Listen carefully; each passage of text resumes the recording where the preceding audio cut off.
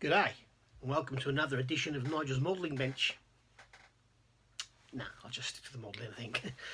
Hello everybody, Nigel here, Nigel's Modelling Bench, and this is my November update. November the 1st already. As we all say, where the hell is this year going? It's absolutely crazy.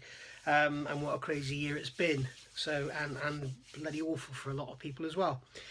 So, November update. Once again, massive thank you to everybody who subscribed. Thank you to all my Patreon, PayPal supporters. Everything you do, everything you donate to the channel is very, very greatly appreciated. And it's nice that now I'm actually giving something back in the VC10. So, as far as subs go, we are currently, it is Sunday and it is just gone 2 o'clock, 1400 hours. And we are at 9,989 subs, so 11 to go. So yeah, we're very, very close to that magic 10,000. And I believe that magic things happen with YouTube when you hit 10,000. I'm not sure, but I'm sure they'll let me know. So to celebrate the 10,000, I am going to do a giveaway. I don't know how to do the giveaway. I know what I have. I've got it here. I know what I'm going to give away. But you guys tell me in the comments below how you think I should do it, you know, random number generator or whatever, but please bear in mind it needs to be legal. You can't make it specific to any particular group of people. You can't have this for men only, women only, Patreon only, people between 53 and 60. It can only be open to everybody, and it has to be a simple and achievable way of entering. So let me know in your comments below. Probably if you know of a good random number generator thing that I can use, then we'll go from there. I would rather use something like a specific number like I did last year, or not last year but previously, where I said on this particular date you need to guess how many subs I had. But the trouble is I need to go back through all my videos, because it could be that I did a video like I'm doing now where I say, oh, today was 7,300 subs, and straight away people remember that video, go back and they know exactly the number, and you get loads of people with the same number. So I don't want to do that really. So anyway, so I've got a giveaway, and it's here, and no guesses where it's come from, but it's something I've purchased from said company, Premium Hobbies, down in Weston-super-Mare. And as you know, they do a huge range of fillers and paints, and he makes all his 3D stuff as well. This prize is actually a one-off. You can't buy this.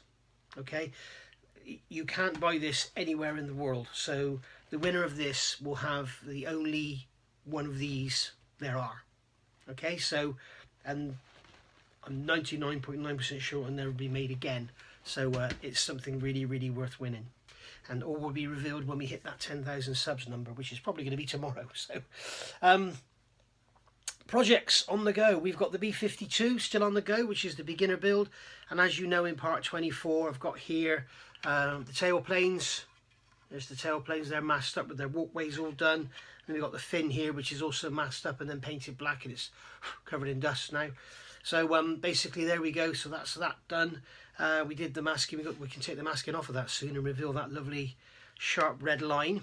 As you know, I've been waiting because I'm using the Viejo paints to do the camouflage. James Moore recommended I get some of this, so I bought some of this. It basically, to me, it just smells like soap. I don't know, it smells like soap. So I don't know what it is in there, but basically it stops the paint drying on the tip all the time, which is one of the issues with Viejo paint. Why am I using Viejo paint? It's a beginner's build video, and Viejo paint is probably one of the safer airbrushable paints out there, and it doesn't stink. In fact, it actually smells nice. It has a perfume to it. It's strange. But yeah, so if you're sort of one of these guys that's modelling in the kitchen, you know, you might be having your Sunday dinner at 1 o'clock, at 3 o'clock you're doing modelling, and at 4 o'clock you're clearing up so you can have tea. You don't want to be stinking the room out with cellulose and solvents and all that. So that's why I'm using the Viejo paint, just to see that it can be used and you can get a nice finish with it. You know, I'm struggling, but if you're new to the hobby, new to airbrushing, you're going to get used to what you're used to. So people that are used to working with Viejo paints will be very good at it, because they're not used to the lazy side of just slinging some Mr. Hobby or extra colour in the airbrush and going from there, because we all know, as I showed in my beginner video, if you haven't seen that one, go back and have a look.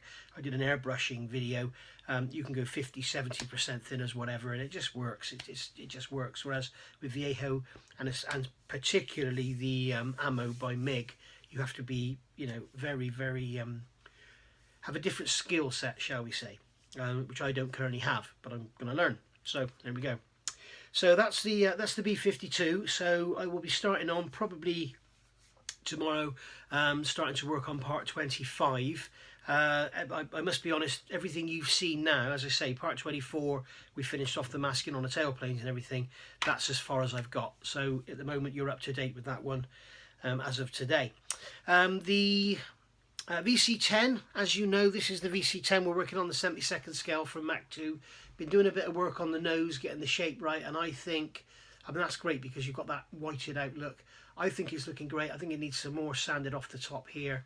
But basically, that's the VC10 build we've got going on for the Patreon and PayPal subscribers. I'm currently working on the sponson for the tailplanes, and as you can see, it's a really good fit, goes together really well, and doesn't need much clamping at all, really.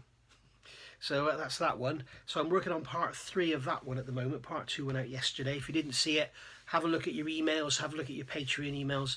The link is in there for that one. So that's that. The B52 tail is another thing I'm working on, the resin replacement. As you know, Model Collect, if you've got the original B52G, which is the bottom one there, which is Old Crow, I can never remember the name of it, Old Crow, whatever it is.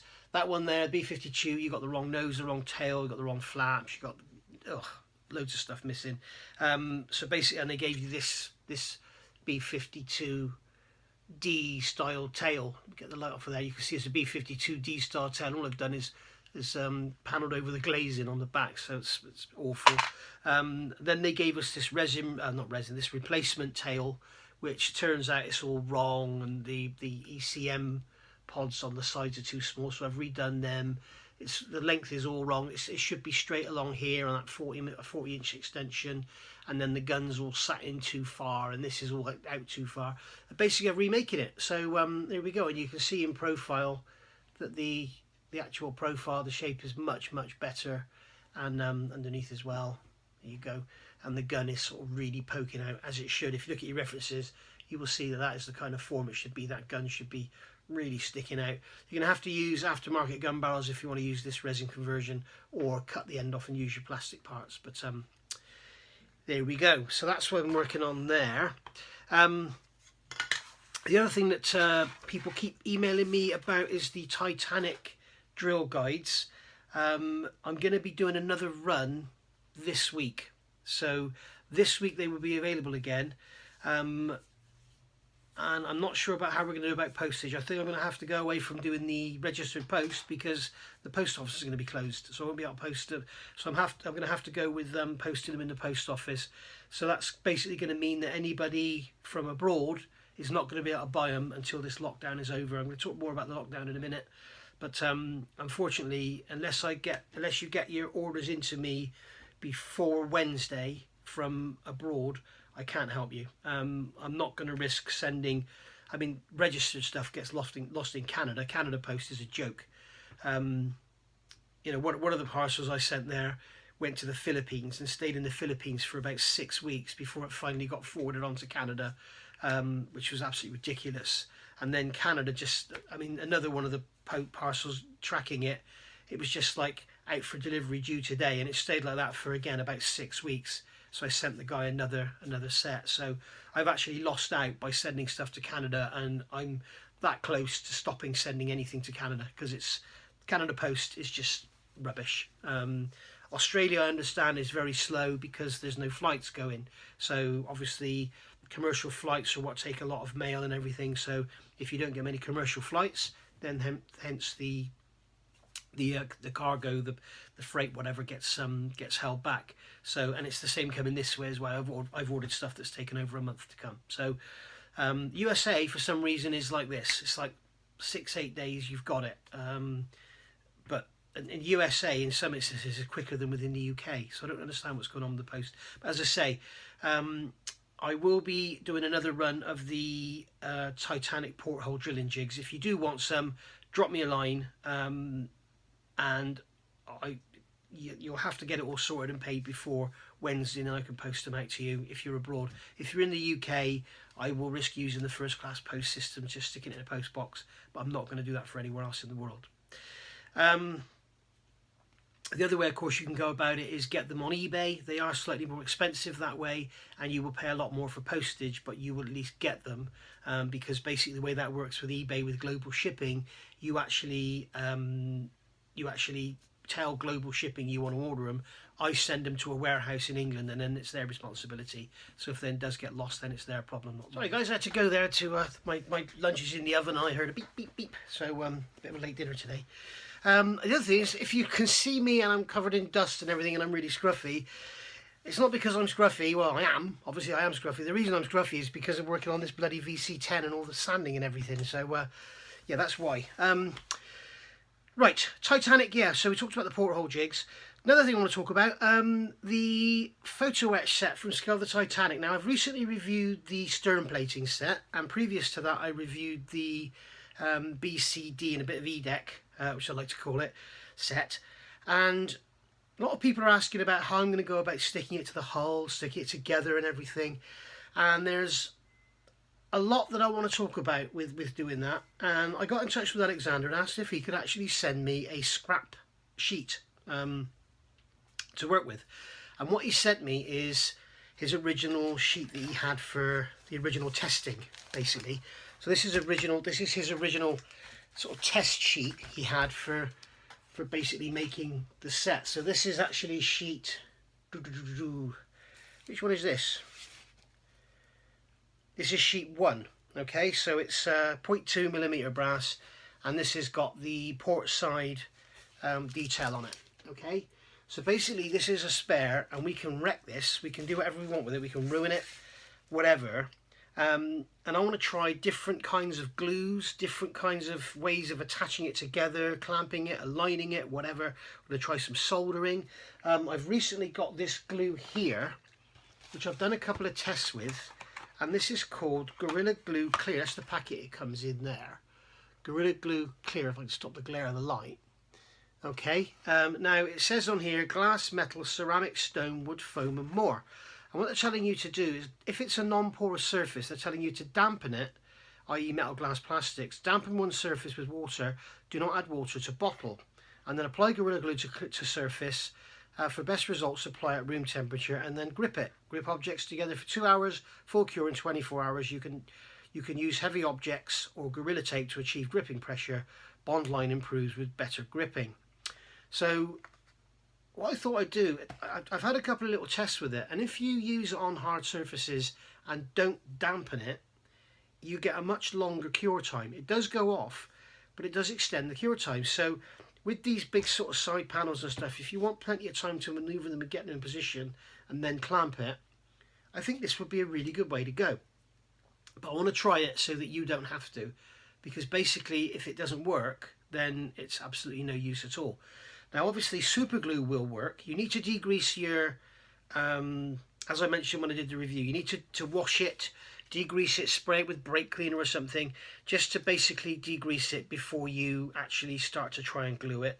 And also I would suggest roughing it up on the back face. You can see it's very, very smooth, but I would suggest roughing it up on the back face with some, you know, I don't know, 400 grit, maybe something slightly coarser, just to give the glue something to key into, because otherwise the brass will tend to just pull away in time. And the last thing you want is for, like this one here, you can see it's curled up, and that is unfortunately one of the issues with etching brass on one side. Obviously if you remove material from one side, you're kind of inducing stress, so it comes up. It's the same as if you get a piece of paper, roll a rule across the top of it, it curls up. It's the same sort of thing. Now what you could do is just clamp that down, anneal it, whatever, and it would stay down. But the thing is, it's so thin in that area where it has actually gone up. It's so thin that it just easily, it's no pressure at all. It's like paper. So that's not really a problem. Once you've glued it to the backing, it will be a lot better anyway. So let me know in the comments below if you've got this set and you're thinking, I'd love to give this a go, or see what happens if we try that. Here we can do it on camera, because I've got this here and I don't mind scrapping it. And obviously it's going to be sensible suggestions only. You know, if anyone suggests sort of doing it with clear varnish, that's not going to hold it. It's too big. It's too big an area. So look forward to your suggestions. Oh, and also, if it means I've got to go and spend loads of money on different glues and equipment and stuff, then I'm not going to do that. But you know, we can try normal super glue, we can try thin super glue, we can try soldering, we can try PVA, we can try this stuff, you know. But if you have got a really good idea of something that'll work, I don't mind spending a bit of money if you know it's going to work, and then I'll do it on camera and prove that it works. So let me know. So that's that. Now, going back to the lockdown, obviously the lockdown isn't going to affect the channel at all. Apparently we're being locked down in the UK from this Thursday. That's going to be, what's Thursday? That's going to be the 5th, is it, of November? That's a good day, good picking, isn't it?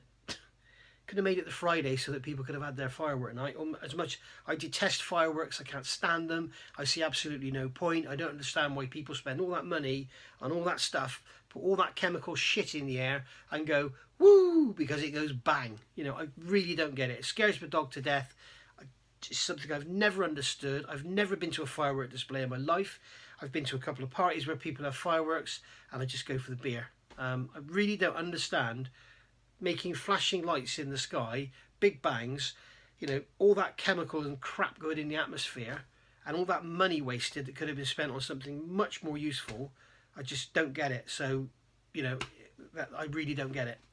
But basically they could have had they could have done it the 6th so that people could have had their firework night, couldn't they?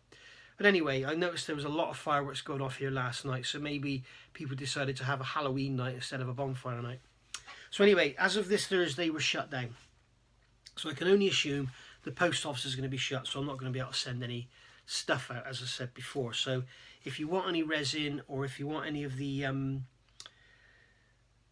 the drill guides and stuff, I lost where I was then, the drill guides and stuff, then you need to really get your order into me by Tuesday, paid by Wednesday, and then I can get it out to you on Wednesday. If it comes late Wednesday night, it's going to be too late, I think.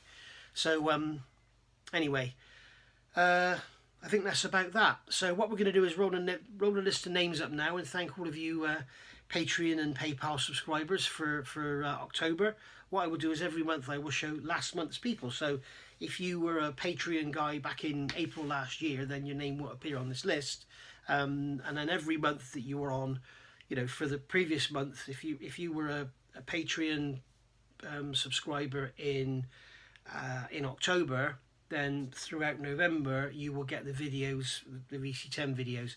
If you stop paying in November, then you obviously won't get them anymore. And there we are, guys. So thanks very much for watching. Thanks very much for your donations. Thank you very much to everyone who subscribed. Never realised I'd hit this higher number. It's only been 2.5 years, say, I don't know, but whatever. I never thought I'd hit 10,000 in this short space of time. So anyway, thanks very much for tuning in, guys, and I'll see you all very, very soon once we hit 10,000 and we can discuss the big giveaway, and I'll show you what it is. Thanks for watching. Bye for now.